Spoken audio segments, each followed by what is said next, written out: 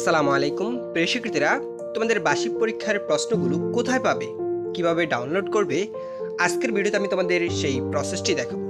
শিক্ষার্থীরা, তার পূর্বে তোমাদের সবার প্রতি ছোট্ট একটা রিকোয়েস্ট থাকবে, তোমরা যারা এই চ্যানেলে নতুন অবশ্যই চ্যানেলটি সাবস্ক্রাইব করে রাখবা, আর যারা করেছো তাদেরকে অসংখ্য ধন্যবাদ। চলো তাহলে আমরা ডাউনলোড করার প্রসেসটি দেখে নিই। তো এক্ষেত্রে তোমাদেরকে যে কোনো একটি ব্রাউজার ওপেন করে সেখানে গিয়ে তোমাকে লিখতে হবে nctv.gov.bd, এই লেখাটি লিখে তোমাকে সার্চ করতে হবে। দেন তোমাদেরকে জাতীয় শিক্ষাক্রম ও পাঠ্যপুস্তক বোর্ড এনসিটিভির ওয়েবসাইটে তোমাদেরকে নিয়ে আসবে। তারপর তোমরা এখানে দেখতে পাচ্ছ নোটিশ বোর্ড। এই যে নোটিশ বোর্ডের মধ্যে রয়েছে 2024 শিক্ষাবর্ষের বার্ষিক সামষ্টিক মূল্যায়ন নির্দেশিকা। তোমরা এই অপশনে ক্লিক করবে। এটাতে ক্লিক করার সাথে সাথে তোমাদেরকে মূল যে অপশনটি রয়েছে, যেমন 2024 শিক্ষাবর্ষে বার্ষিক সামষ্টিক মূল্যায়ন নির্দেশিকা, তো এক্ষেত্রে তোমরা বিস্তারিত যে অপশনটি দেখতে পাচ্ছ এখানে ক্লিক করবে। এটাতে ক্লিক করার সাথে সাথে এখানে তোমাদের ডাউনলোড করার জন্য তারা পুরো ফরম্যাটটি এখানে শো করবে।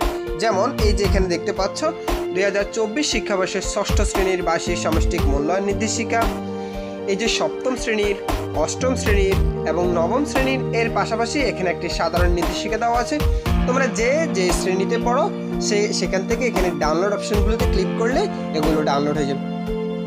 এখন যদি আমরা ষষ্ঠ শ্রেণীর প্রশ্নগুলো ডাউনলোড করতে চাই, সেক্ষেত্রে আমাদেরকে এই অপশনটিতে ক্লিক করতে হবে। তারপরে আমাদের যে ডাউনলোড করার যে প্রসেসটি, অর্থাৎ সবগুলো আমাদেরকে এখানে শো করবে। দেখো এখানে সবগুলো সাবজেক্ট দেওয়া আছে পিডিএফ আকারে। এরপরে এখানে সবগুলো সাবজেক্টকে আমরা একসাথে ডাউনলোড করতে পারবো। সেজন্য আমাদেরকে এই যে এখানে ডাউনলোড অপশন রয়েছে, আমরা এটাতে ক্লিক করলে এটা ডাউনলোডের জন্য এটি প্রস্তুত হয়ে যাবে। দেন আমাদের সামনে এটি ডাউনলোড হওয়ার জন্য যে প্রসেসটি সেটি শো করবে। এই যে দেখতে পাচ্ছ ডাউনলোড 8.2 MB, এটা হচ্ছে ষষ্ঠ শ্রেণীর সবগুলো প্রশ্ন। তারপর আমরা এখানে এই ডাউনলোড অপশনে ক্লিক করার সাথে সাথে আমাদের এই প্রশ্নগুলো ডাউনলোড হয়ে যাবে। এখন দেখো এই প্রশ্নগুলো তুমি কোথায় পাবে। এই যে এখানে দেখতে পাচ্ছ এই ফাইল ম্যানেজারের মধ্যে তোমার প্রশ্নগুলো তোমরা খুঁজে পাবে।